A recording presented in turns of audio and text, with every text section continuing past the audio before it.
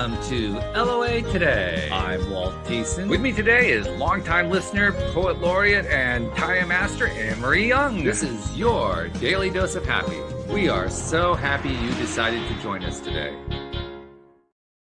Indeed, we are, as we start another week here on LOA Today. And Anne-Marie and I were chatting before the show, talking about stuff going on in life and so forth. And then Anne joined us, and one of the things that popped up was emails not getting through. And it's one of those opportunities to decide, how are we going to respond? Are we going to get upset?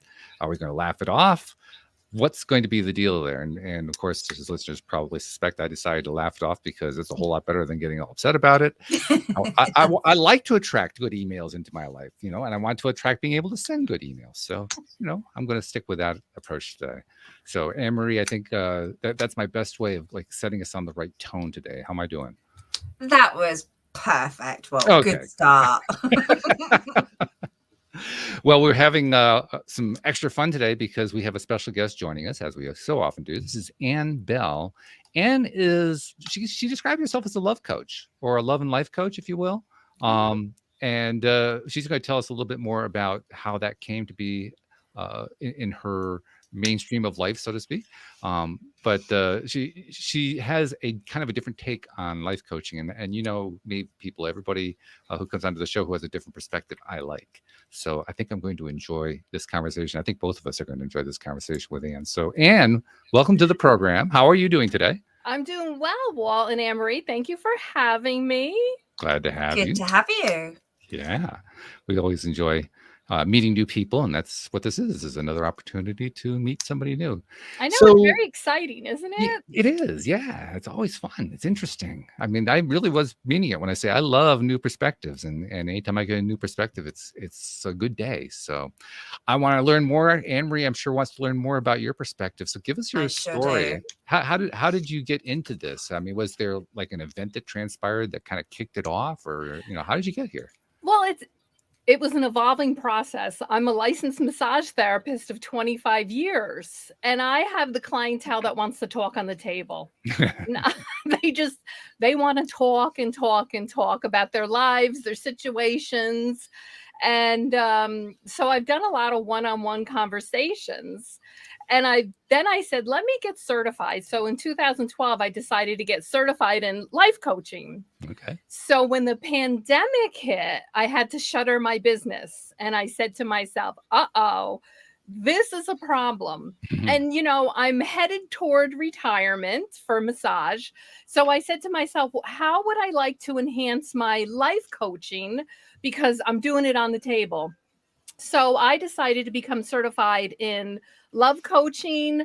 I'm a master sexpert, and I'm a relationship coach. So I found myself having a lot of conversations about sex. So I said to myself, there's a market here. There's a thirst. There's a quest.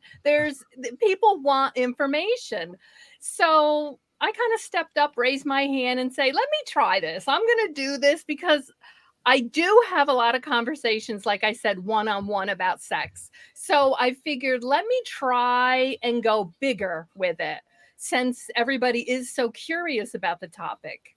So that's how I kind of got into it. Yeah, it's not like sex has been a big topic for very long. No, not at all. But, we're still in society, though, we're afraid to talk about it. We're still really inhibited a little bit about talking about sex. So I figured, let me be brave and let me start having conversations about it. Does it feel brave still? Pardon? Does it still feel brave? Yes. I mean, it's I'm slowly myself stepping into it in a bigger model. I don't have problem. One-on-one, I'm good. I'm solid. But now this is my first live event. So I'm like, oh my, this is really elevating myself to the next level. Well, you can relax because 99.9% of the listeners are listening to the audio recording after the fact. We may get one or two people on the live stream. So it's not going to be a whole lot different from just recording a podcast. It's just that there's a possibility somebody might jump in and see what's going on while we're doing it here. Okay. But No double pun intended there. And go back to the email being lost. I think Mercury is still in retrograde. So that's for another couple of days, or it's just about to end. So that's one of the things that Mercury in retrograde will do is lose communication. Things will get broken. It's really, communication is a struggle. So that's why I got lost. Okay.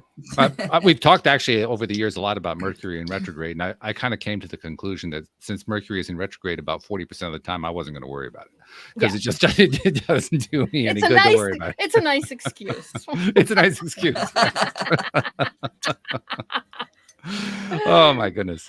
And you have a video that's coming out soon, and this is actually going to start pushing us to the edge here of I don't know, social acceptability, perhaps. I have no idea, but tell us a little bit about this video that's coming out. Well, it's interesting because as a massage therapist, I would teach couples how to massage each other. I taught a couples massage class, and I thought it was really, really cool because you could watch the couples bond differently. Because they had to ask the hard questions. How does this feel?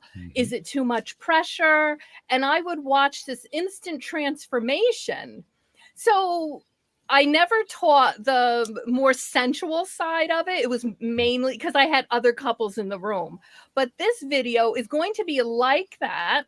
It's going to be female and male oriented. So if you're, a gay couple or a heterosexual couple, you can just, buy the woman aspect or get the man and the woman aspect. But I also want to include the erotic. How to do a penis massage, how to do a vulva massage, just not, yes, it can lead sexually, but just for relaxation purposes of what that is for your partner. So that's what's exciting about it. I pledge I'm going to avoid every single joke that's coming to my mind right now.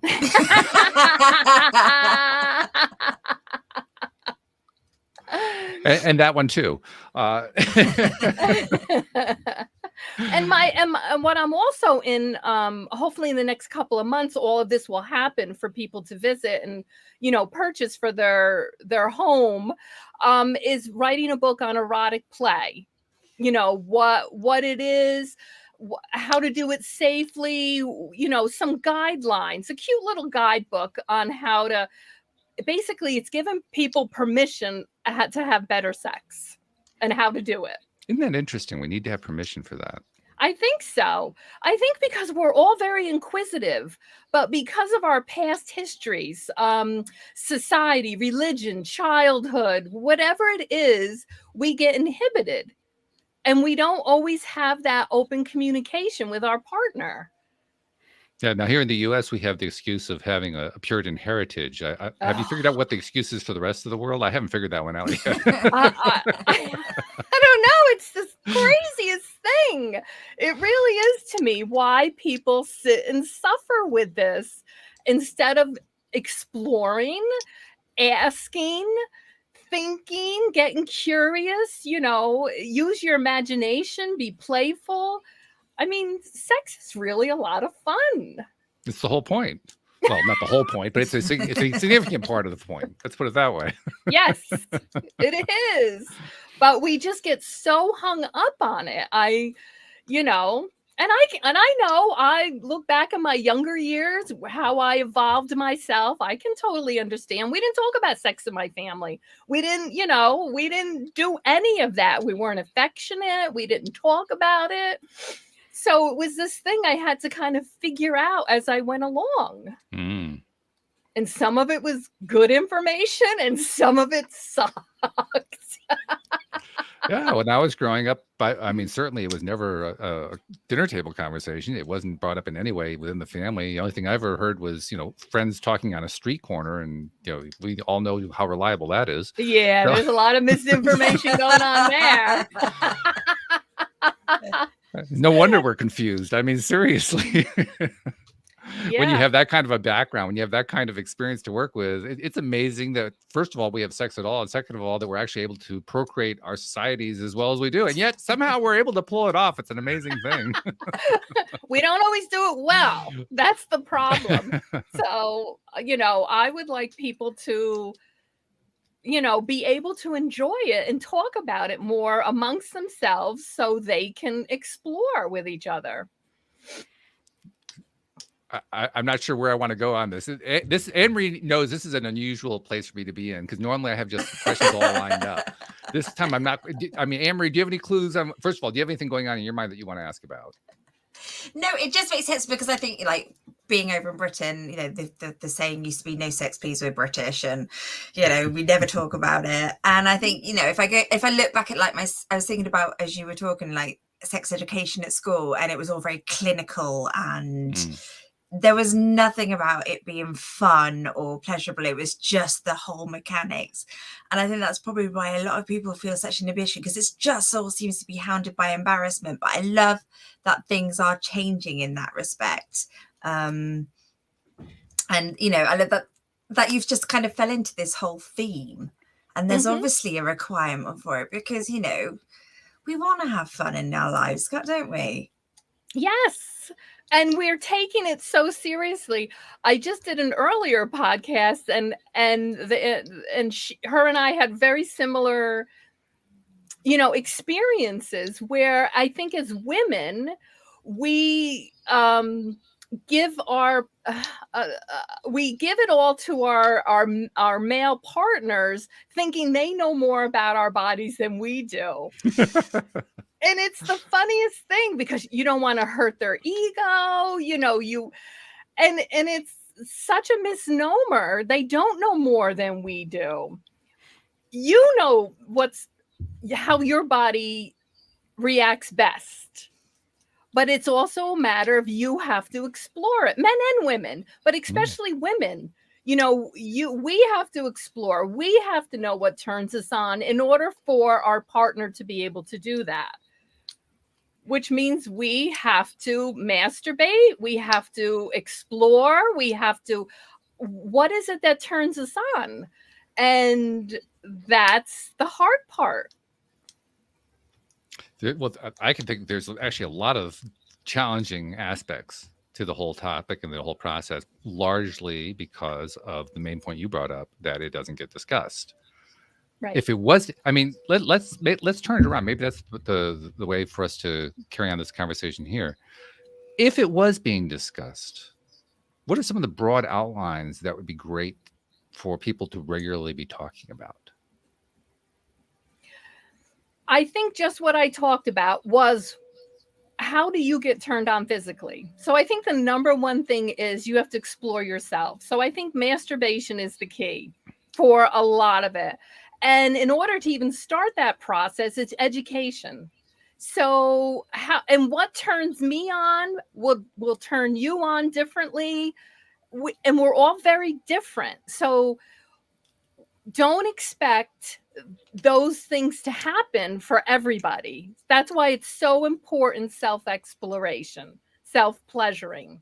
And how you do that is, you can read erotica, you can watch porn, you can, just see I like that. Oh, that's intriguing. Oh, that looks okay, but I don't think I'm ready for that yet. So it's okay for all of that. And here's the other thing that I tell, because I primarily work with women, when your partner or you is telling you what they would like to try, don't go, ooh, don't keep it in your mind. Don't say it out loud. Even if it's uncomfortable and you're like, oh my God, and you're cringing, keep your neutral face and get inquisitive, get curious. What is it about that turns you on? What is it that why you really want to try that? And I believe that's how you open the conversation with each other. Yeah, that's good. I was also thinking, as Anne-Marie knows, as our listeners know, I've been going through a separation leading to divorce. And so I'm relearning what it is to be single after 23, 24 years. It's quite different now from what it was 23, 24 years ago. I can tell you that. Yep. And in the process of doing that, I decided I was so far out of touch, I needed to find some expert help. Now, we talk often here about getting coaching. So I said, okay, well, I'm going to find somebody who's an expert at dating, and I'm going to find a dating coach. So I found a female dating coach who coaches men. And I liked what she pointed out about it, that if you really want to figure out women, you don't ask another man, you ask a woman. So I said, okay, I'm going that direction. And I learned a lot so far just reading her material. She has courses and so forth, and so learning about the stuff that she talks about. And she at various points does talk about sex. And one of the key points that she makes is that men and women have very, very different experiences when it comes to sex. Very different, dramatically different. And she makes the argument that some make. I know that it's a little controversial. Not everybody in the dating trade makes this argument, but she makes the argument that it comes down to what she describes as the primal brain, the primal male brain, the primal female brain, where the female wants the male to lead, and there's a whole dynamic that goes on and all that. That's the way she presents it, and I think there's some merit to what she says. But the key aspect is she teaches what you mentioned here: curiosity.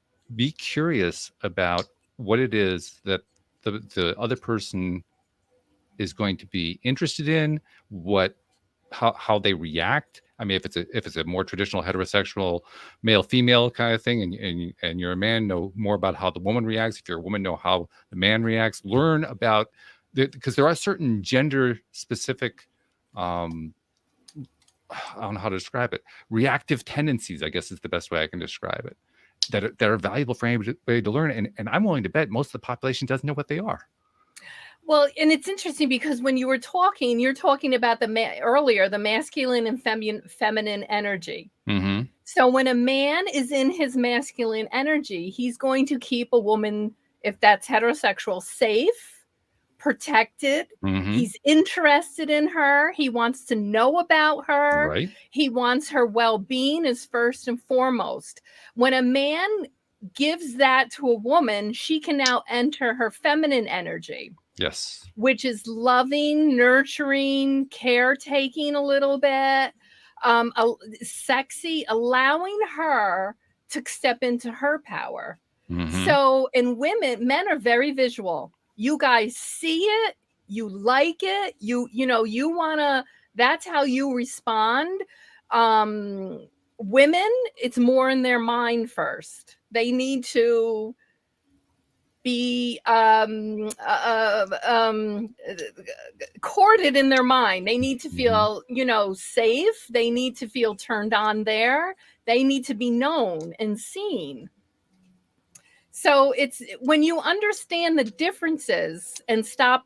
For a long time, I was fighting all of that. I was like, this isn't, I didn't want to know about that. But once I started to learn myself, I'm like, oh, this makes so much more sense on how men and women, gather and date and love and have sex.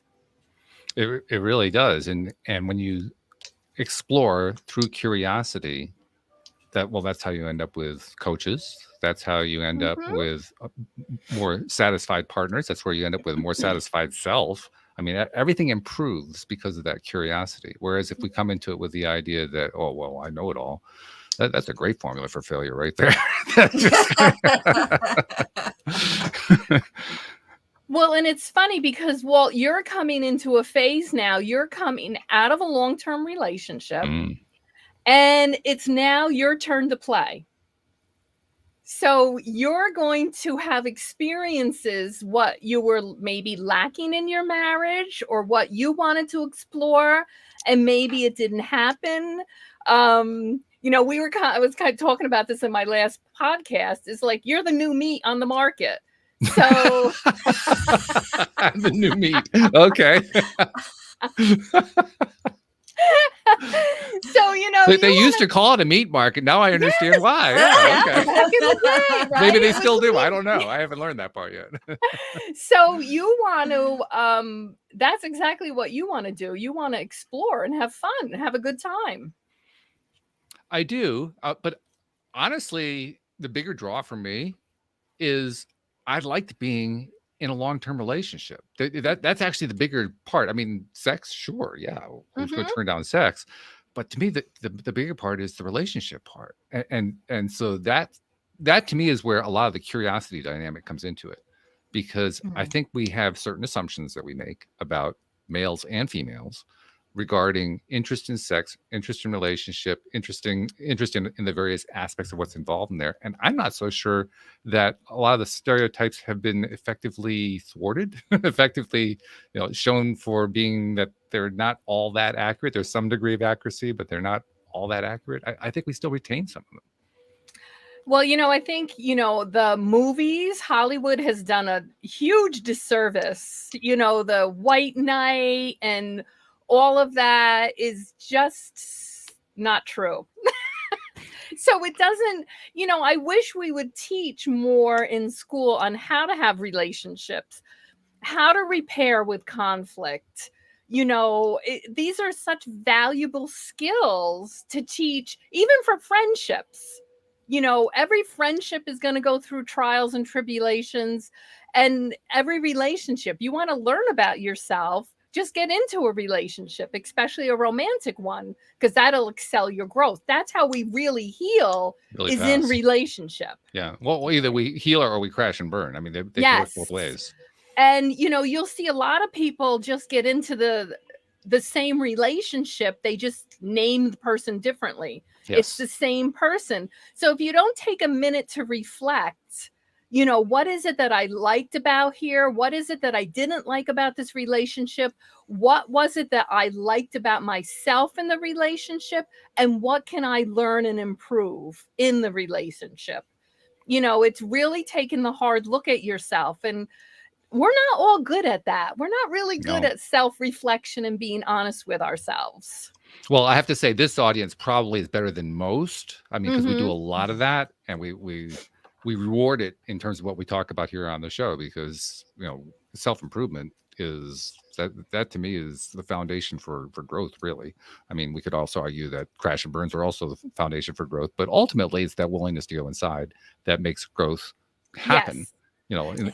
But here's the other thing. We all think it happens overnight. All of this does not happen overnight. This is true. It's not linear. It's a big old spiral, and it goes in many different directions. And sometimes you feel like it's going backwards. And you feel like you're stuck.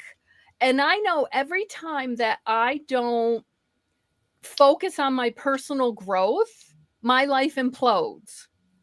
When I become stagnant and think I've got it all under control, boof, there's go my life. I just blew it up again. So I no longer think like that. I'm a lifelong learner. And see, that's what, my heading to my next relationship, I need a partner that's a lifelong learner. I need somebody who aligns with my values, and who wants to go in the direction I want to go in. Because if you can have good communication, if you can repair your relationship and conflict well, if you can get to your personal traumas, you come together and realize what your childhood traumas are. If you can recognize them and heal them, you can do that together. You can grow your relationship to something spectacular. But it's not easy. And that reflects back to what you were alluding to earlier, the idea that we bring ourselves with us when we change relationships. So the first relationship is a certain way, and the second relationship is exactly the same way, and the third relationship, I mean, just we get these patterns going because it's us. We're the common denominator and all. And then, and you also have to go all the way back to childhood, because your parents were your first models. Now, whether that was good, bad, or indifferent, your parents are your first models. And you really have to take a look at that. What was modeled to you? because they're only modeling what was modeled to them, and probably a little bit of improvement. I know my parents, it was a struggle between them. They had 5 kids. You know, we had addiction, we had abuse, and I was clueless. So I kind of married that until it was good and it was bad in certain parts. And then at 29, I became a widow overnight. And I was given the opportunity, like, okay, what's going on here? And my life, I just wanted to explore. I was curious. You know, I didn't know how to do death. There was so much I didn't know how to do. And I wanted to learn. I consciously chose to learn. I didn't do it all spectacularly well, but now I find in my 60s that I really want to do it with purpose and intention. Yep, purpose, intention. I always did it by default. I always managed to get where I was going by default, but this time I want to do it with purpose and intention. And it's interesting. It's really just very interesting to have that type of focus. You mentioned too the parental influence, particularly with our generation. In many cases, the model was not there because parents often just hid the whole thing.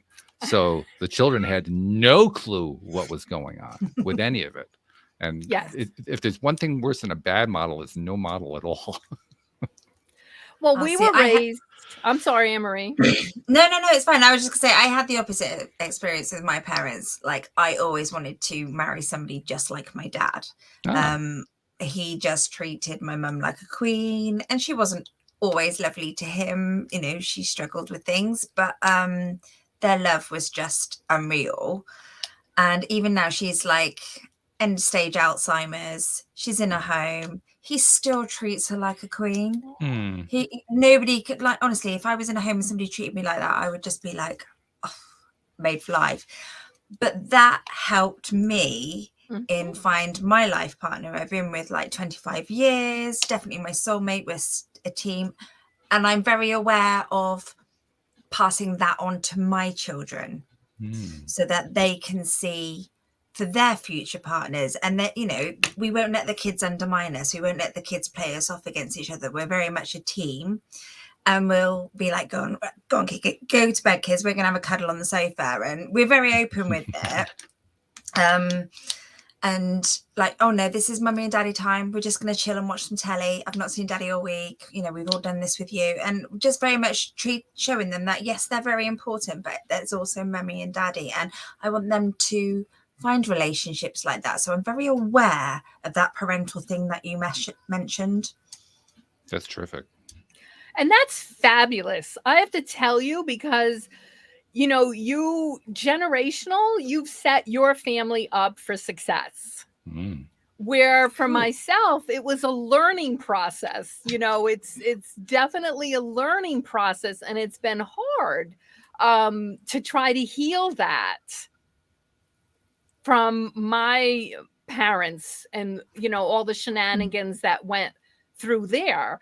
And it was a matter of healing myself and being honest what I was doing and to heal that process. So kudos for you. That's really great.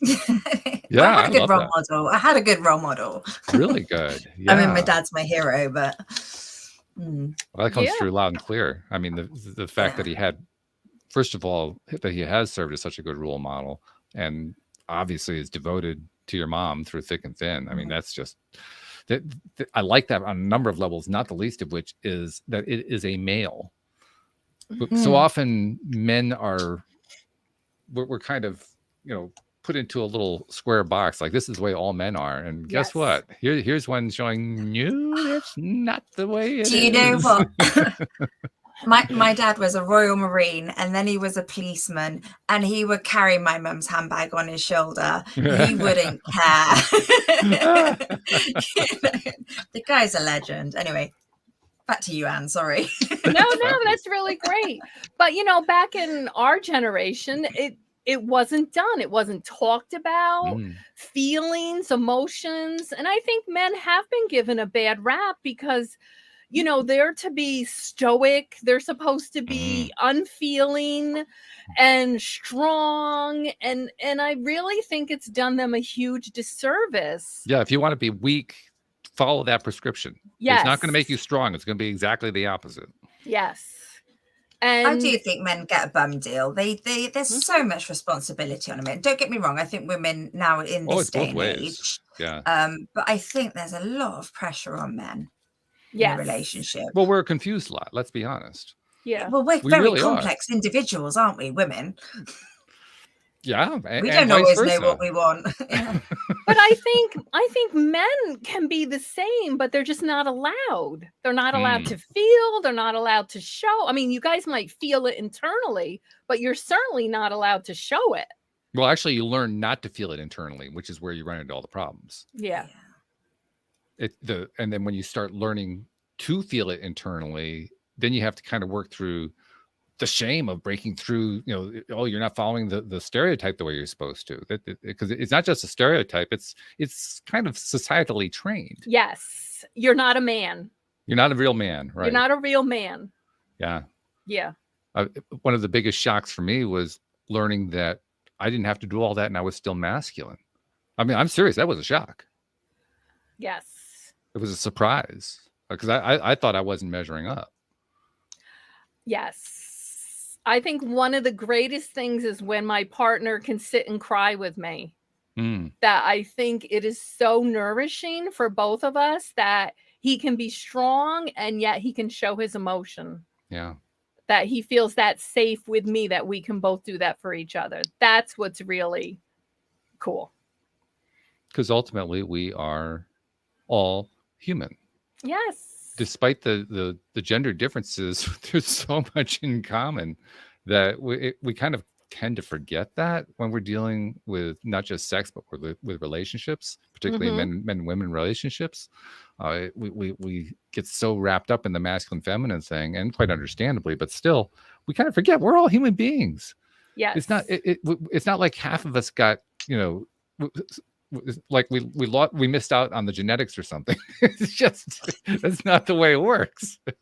But I think, you know, I'm always going back to childhood because it's how we attached with our partners, you know, how with our parents, you know, how they attached with us. There's different attachment styles. Anne-Marie, you were given a secure attachment style. So relationships are easy for you. You know, you were given those skills. I'm more anxious because that's how I see my mother. I see myself and my parents. You know, they were busy doing their thing, raising 5 kids. See, my father had his own business. Children would be seen and not heard. You know, it was the whole thing. So my thing is, you know, abandonment. You know, I can trace it all the way back. So it's up to me. Yes, that was all. I can understand why I do what I do. You know, and I was raised with alcoholic parents. So once I was in the library and you know how you browse the library and what jumps out at you. And it was like, what's it like to be with a relationship with adult child of an alcoholic? I'm like, oh, what's it like to be in a relationship with me? I was in my 30s when I read this, and I read it and I'm like, well, that's a horror, you know. Who wants to be in a relationship with me? You're nuts. So, you know, I knew there was healing that needed to be done. You know, there was like, wow. And it just doesn't stop. But I think for me now, I can acknowledge that. I see how I was raised, but it's now up to me to do the healing. You know, I can remain in victim and blamehood, but I don't want to be there. My parents did what they could do with the skills they had. And that's a very true statement for me. But now it's up to me to heal that and move forward and do a better job. It's funny you used the phrase. I haven't heard this one in a long time, but it was very prevalent when we were growing up. Those of our generation, children are to be seen and not heard. Ding ding. And there's an adjunct that goes with it, Tell me. because in my family we were explicitly taught, no, that's not true, and then they behaved that way anyway. They didn't, it wasn't a deliberate thing. They weren't trying to mess us up. They were behaving the way they had learned how to behave. Yes. They were trying to initiate the changes, and they were initiating the changes, but there was a direct conflict in the way they were doing it, purely because they just didn't know any better. Right. But from our perspective, I was getting the mixed message of, oh yes, we very much value your input. Now, what you saying? What was my adult friend over here saying? You know, I get immediately ignored. Like, well, which is it? Yes. So, but when you hear, if you think back, if you kept hearing those type of messages, because from 0 to 7 are the ages that were influenced, you know, Yeah. our habits and patterns are set. So when you hear those messages, they continue on. Oh yeah. And you just don't know it. Like you're still functioning from these statements until you're aware you're no longer functioning from these statements. But it's like, oh, that's why, you know, so it's really just awarenesses. It's self exploration. It's really sitting down with yourself. And, you know, my big thing is when I'm triggered, when I get that emotional charge, it's really not about the other person. It's about me. What is left for me to heal? What is my body trying to tell me? And, you know, it's hard work. It's really hard work taking that look at the mirror, you know, in the mirror and going, and then there's days you're like, God, aren't you pretty? You know, aren't you, you know, you're doing good today. So it's that, you know, you have to be your own cheerleader. It's also where it's valuable to have that healthy relationship, because if it's truly healthy, then you can be each other's cheerleader as well. Yes. Because you want what's best for each other. Mm-hmm. You know, you come together and you're interdependent, but you work toward the whole, like for the relationship. So you're two people working, you know, your individual truths, goals, and dreams, and supporting each other in the relationship. But as Anne-Marie was expressing earlier, she and her partner, they're a team. They are together. It's their journey together. Yes, they have their separate journeys, but they also have their together journey. And I was just going to comment how you were so strong in spending time with each other. Yeah. Like the children, people don't realize that the relationship has to come first. Now, we all know with young children, you have to, you know, you have to use your common sense here. When they're little, they need your attention, but you also have to keep carving out time for each other for that to grow. Because when your children leave, you're left with each other. And this is when I when I did couples coaching, you know, I get them at this point. It's like, who are you? Well, who are you? You know, you're so focused on the children, you've not spent any time with each other. And they don't know each other. Yeah, and I would also add, though, certainly for us in our relationship, I can't say for everybody, but for us, we also need to have our independent selves. So, like my husband said, oh, you know, he's going out with the boys for a drink or going to watch football, going to play golf or whatever. Is that okay? And it's like, what do you mean, is that okay? Of course. Go, is that, you know, if we've got plans or something, then, but you don't have to necessarily ask. We do it out of courtesy, but it's good to have your own time, your own space, your own interests. I mean, things like this, well, my husband thinks it's a bit woo-woo, doesn't really get it, but you know, I don't really get his interest with football, but you know, we go off. Well, let's be honest, this is a bit woo-woo. I mean, we talk woo-woo. This is a woo-woo show, let's be honest. I know, but what I'm saying is don't lose yourself within that relationship. We have our separate time. We come together. We're just people. And sometimes I still, 25 years later, look around thinking, I'm sharing this house with this human. And it's really weird. And sometimes it freaks me out a bit. But I think that's where, you know, in relationships, some women go, they get off track because we're taught, my generation, take care of your man. It's, your man, your man, your man. So you tend to, I watched my mother become resentful because she waited for my father's attention, which it didn't come that often. And she became resentful over that. And that's how I learned to have relationship where I would totally lose myself in it. And it would crash and burn. And I'm like, this is not how it's to be done.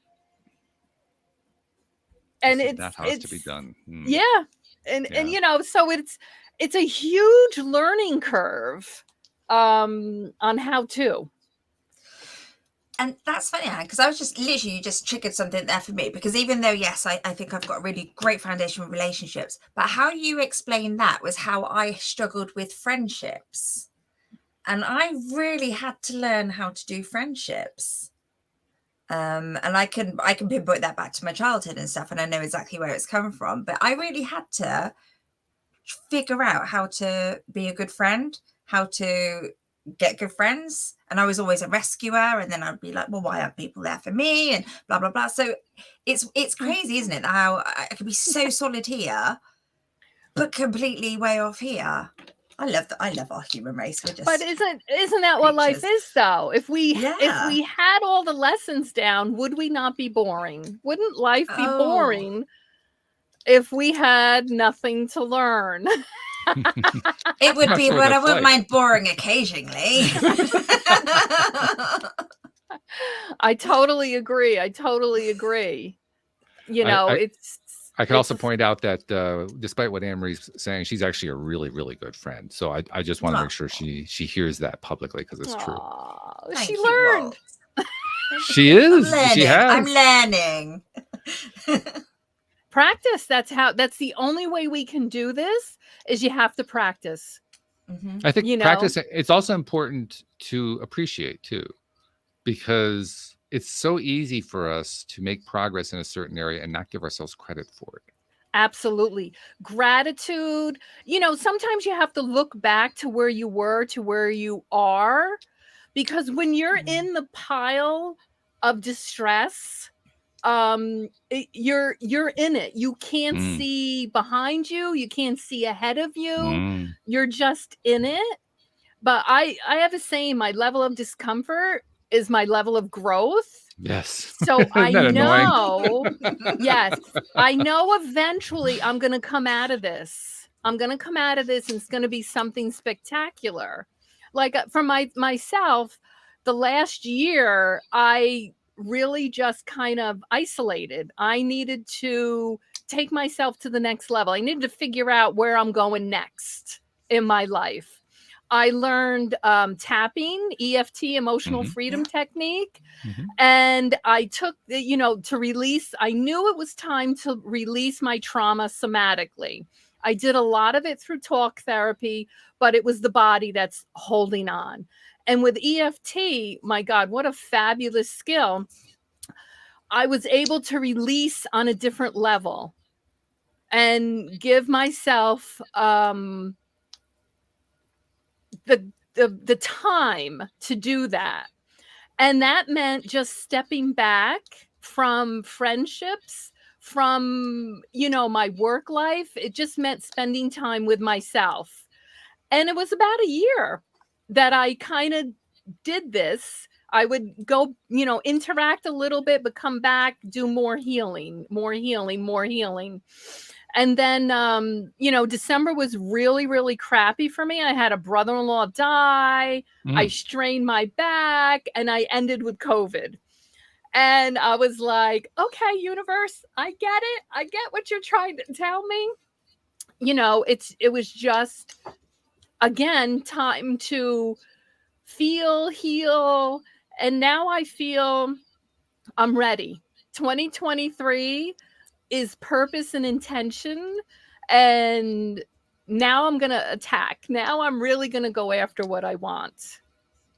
I'm sitting here thinking about the range of conversation we've had here. We started off pretty much talking about sex, and now we're talking about personal development and relationships, which shows that they're all interconnected. But it also kind of shows something else too, and it just kind of hit me, because we mentioned earlier how we don't talk easily about sex, and we don't it's not a social conversation. It's not often even a conversation within a primary relationship. And we just demonstrated here. We started talking about sex and then we kind of got away from it. And we stayed away from it. Well, you know what? But I think in order to talk about sex, we have to have these type of conversations. People have to feel comfortable. You get to know one another. And now we can bring it back to talk more about it. But I think you have to have that foundation within yourself to be able to talk about sex. Yeah, On that- because what you're really talking about is self-confidence at that point. Yeah. Yeah. But also, if I'm like, if I think my husband's being an idiot for some reason, which is clearly not down to myself, I'm joking. But I you know, if I don't feel that connection, I was waiting for that connection other with shoe him, to drop right there. boom. If I don't feel connected with him, or if we're having oh, you haven't done the washing, or you haven't done the dishes, and that kind of thing, last thing I want to do is have sex with him. You've got to be on that same wavelength. You've got to have that connection, I think. Yes, me, it's a anyway. choice. Every day it's a choice to be in that relationship. So you can either focus on the little things. Oh, you didn't do the dishes, you didn't do the laundry, you know, you didn't. Or you can really focus on what did he do? What do you do? What does your partner do well? Because if you focus on those things, that's what keeps you connected. 100%. You know, it's the Gottmans talk about, they have a great little book that just came out, oh God, I can't remember titles, but it's really a little guidebook, and it's about bids for connection. When your partner, that's how people stay in long-term relationships, is when your partner turns towards you and wants to connect. And it could be the simplest little thing that they look at this pretty, she gives the example, look at this bird out here that I'm looking at. He can sit there and do what he's doing and go, or he can get up and say, let me look at the bird with you. And that's all, that's the bid. That's the connection. And that's what's successful. But when you turn away from your partner stops turning towards you when they keep hearing no, no, no. So it's what you do right. It's not always what you do wrong. You know, what does he do right? What does he do to please you? And if you focus on that, and I think you have, Anne-Marie, what he's done well more than what he's not done well. Which fits, because I mean that's not just going to be with sex, it's going to be with life in general. What we give our attention to, we're going to get more of.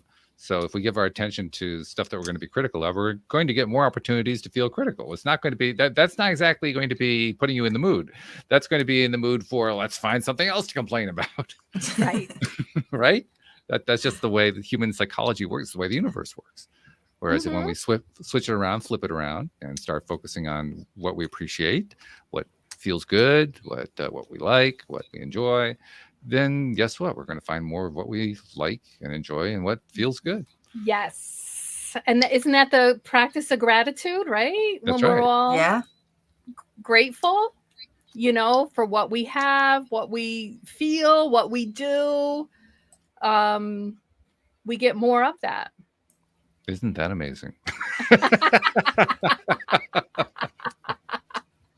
Now, Anne, I've got a question. I might be going off course here, but what have you noticed an impact with technology and what that's had with relationships? Because mobile phones, you know, I just think they're detrimental sometimes. They're brilliant in some aspects, but I just think, you know, people are stuck to their phones and they're not communicating on a sort of more human level. So have you noticed that impact in relationships? Yes. And I think our younger generation is really, really suffering from that. Us older ones, we still want to, like, I want to talk on the phone. I like texting, don't get me wrong, but I want to connect. I want to talk on the phone. I want to talk in person. Our younger generation just does it all through texting. And their conversations are harder for them to have because they do it just through texting. But it was funny. I was in the chiropractor's office this morning. What, there were 6 of us. We were all on our phones, and I put mine away, and I'm watching them now. Everybody's on their phone. Nobody's looking at each other. And I'm just like, wow, look what's happening here. Here's a bunch of strangers, and nobody's paying attention to anybody. I can't blame that on the phone, though. Yeah. Because that's been around since long before phones. The only difference was, instead of looking at the phone, we just looked at the wall, or we looked at the highlights magazine that was on the table, or we read the time, or we just ignored the other people. It's just now we have an excuse to ignore them because we're looking at our phones. Yeah. But I do. But if you watch families, I watch families out. Everybody's on their tech, their phones, and people aren't having conversations, and it can be detrimental. It really can, to the relationship. Even watching TV, when you sit and you just, your partner wants to have a conversation and you just want to watch TV. It's hard. I honestly, I'm going to go back to what I was just saying, because I think it's an important thing here. I honestly believe the younger generation get a bad rap because of the phones thing. I really do. Because I think what's really happening there is the older generation projecting. And the reason I say that is not that the older generation uses their phones all the time, but I'll give you an example, because I've been exploring the dating world, so I'm having to explore how dating apps work. Oh my God, that's a whole universe. We should probably do a show on that sometime. But when you actually are dealing with real human beings and not dealing with all the other crap that's out there, even then, it's interesting how often I encounter women who say things in their profiles and so forth, like they want to have real communication. They're not, enough of this texting and so forth. And then when it comes to actually interacting, they're the first ones to ghost you. Now, if anyone can explain that to me, I would appreciate it. But from where I'm sitting, this demonstrates pretty clearly it's not the phone. Well, that happens on both ends, though. It does, I'm sure. On both ends. People don't realize that and these dating apps, I want to spend 1 or 2, just maybe a week back and forth. Then let's get on it. Now that we're going to meet, we're going to move this along. And people, I don't know if they're the realization that that's going to happen, or they're just not real on their end. I don't really know. Well, part of it, I know there is an ethic that I'm still learning, but there is an ethic to how you use an app. And one of the aspects to that ethic is, if you want to break off a conversation, you just stop talking. Now, from my perspective, this is one of the things that I think our generation did well before technology, to a certain extent. From my perspective, if you wanted to end the conversation, you say something nice and you move on. Mm-hmm. But that seems to have fallen by the wayside. And I'm not talking about among younger people. I'm talking about the older people. Yes. So again, that's why I say, how much of this complaining about what's going on with the younger is projection? Because it's not like the older people have really got it better in terms of how they're doing it. They're doing a little bit different. Maybe their noses aren't as buried in it, but it's not like they've demonstrated tremendous skill as far as I'm concerned. No, the internet, but see, that's the thing with all of this. It's given license to people to have bad behavior. They've forgotten their manners. I mean, I'm still one of the ones that'll be like, I don't feel this is going anywhere. Thank you for the conversation. Good luck to you. Yeah. Because I like to finish things, that goes back to my abandonment issues. So I like to be polite and nice. I don't always get that back, though. Then you get called names, and it's interesting, the behaviors, but it's given people, I think sometimes we have too many choices and anonymity to have bad manners, because you'll never meet this person. So what does it really matter? And that's sad. I can also take the other side of it too, because I can understand now why it is that so many people have the bad manners, as we're labeling them, because it can get to the point where you're inundated. I mean, that's part of, if you're on an app that's introducing you to a lot of people, you have a lot of conversations that you're trying to respond to. It's not like when you're at a party, you can just walk over to the bar or something. I mean, they're just right there on the phone, And how are Yes. you? And I can see where it becomes very tempting to just say, screw it, I'm going to ignore the whole thing. I can't deal with it right now. I can't handle all that. Well, that's why every now and then you take a break. You're like, okay, I need some time out from this process and regroup. Yeah, it's an adventure. It's an adventure. It's a new world is what it is. Yeah. Well, It good luck really to you. is. I'm actually exploring the more conventional ways. I think I'm going to do better there, to be perfectly somehow the old-fashioned still has an appeal for me, I guess I'll say. But anyway, It's what's familiar, it's well, what it we're is. familiar with. Yeah, it's familiar. I honestly think though it's more effective. I mean, I get the value of having the technology, but I still have resistance to doing all this text exchanges when I'm trying to find somebody, because I get so much of my signals from visual cues and body languages and so forth, and there's none of that unless they put an emoji in. There is none of that in text Yes. messaging, and Yeah, I'm and supposed to try to figure out who this person is from the text. Like, you got to be kidding me. you lose Well, I so couldn't read the much. profile, I'd be Mhm. like, oh, Yeah, give me a you break. lose so much in that process. You do. Mhm. Yeah. Yeah, a And lot of that's the challenge. misunderstandings. It can be a problem. Yeah. That's why I don't like texting that long. It's like, I'm going to move this along. If we're not going to move it along, then they don't want what I want, and that's okay. It's very interesting stuff all the way around. Yeah. This has been a very interesting conversation. We've kind of gone all over the place, but you know what? We're basically covering the whole topic, which is really Yes. what you're all about. You're about love and life coaching, and we've covered the love part, but we've also covered the life part too. So this has been really, really good. Now you have that video that's going to be coming out. When do you know what the release date's going to be on that?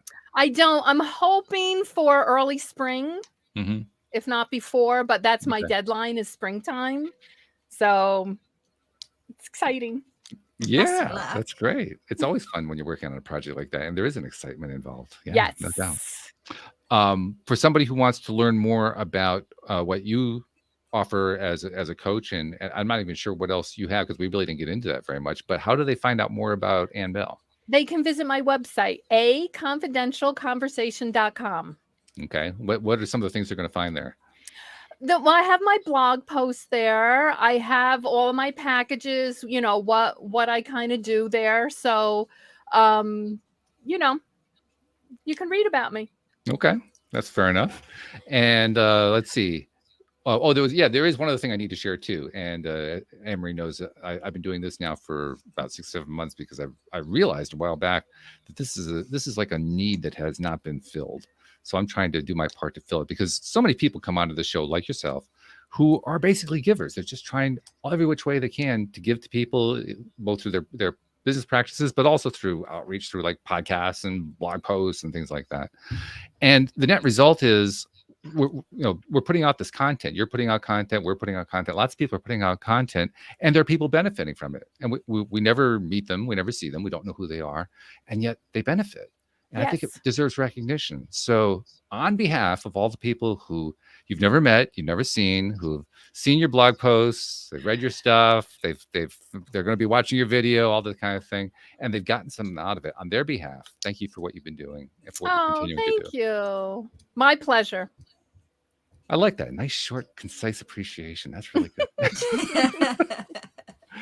Anything last from you, Anne-Marie, before we wrap up? No, that was just a beautiful conversation. Thank you very much, Anne, and it's been lovely to meet you. Oh, you too, guys. Thank you so much. It was a pleasure. Definitely a pleasure to have you as well. Thank you to our podcast listeners everywhere. We'll see you all next time here on LOA Today. Goodbye, everybody. Goodbye.